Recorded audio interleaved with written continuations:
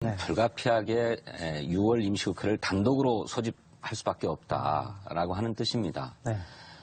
단독으로 국회를 소집해서 국회를 개회할 수야 있지만 구체적인 의사 일정은 또 교섭단체 간의 협의를 통해서 결정할 수밖에 없기 때문에 국회를 연다고 해서 추경안이 처리된다든지 또 민생 법안이 처리된다든지 하는 것은 아닙니다만 국회가 열려 있는 상태로 또 계속 공전하는 모습을 보이게 되면 그것은 국민의 지탄을 또 면키 어렵기 때문에 민주당으로서도 고심하고 있는 것 같습니다. 그런데 다만 언제까지 이런 상태로 계속 갈 수는 없고 일단 개문발차라도 좀 해보자라고 하는 생각으로 단독 국회 소집을 검토하고 있는 것 같습니다. 미래당의 중재안, 가령 합의 처리를 원칙으로 한다든지 합의 처리를 우선으로 한다라고 하는 이 중재안을 받아들일 수 없다고 하는 게 자유한국당 입장 아닙니까?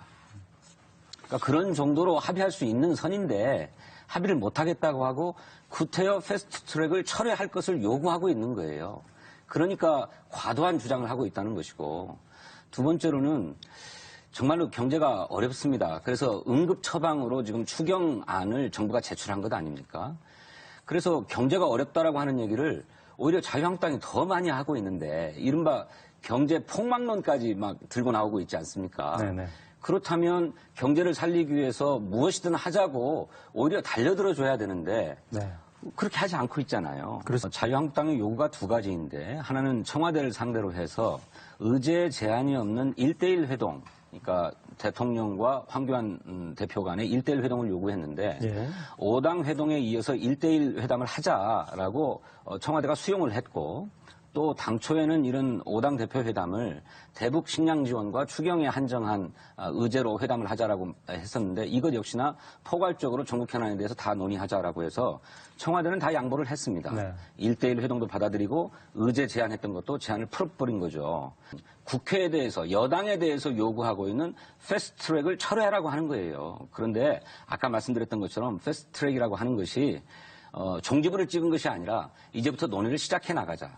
그렇지만 그동안에 각 정당의 이해관계가 얽혀있는 선거법 문제가 있기 때문에 합의가 끝내 안 이루어질 가능성이 있고 그렇다면 지금 4당이 합의해서 제출해 놓은 법안에 대해서 표결이라도 해서 결론을 낼 수 있도록 해줘야 되는 게 아니냐. 이게 패스트트랙 아닙니까? 근데 이것조차도 못하겠다고 하고 있으니까 상황이 답답해지는 거죠.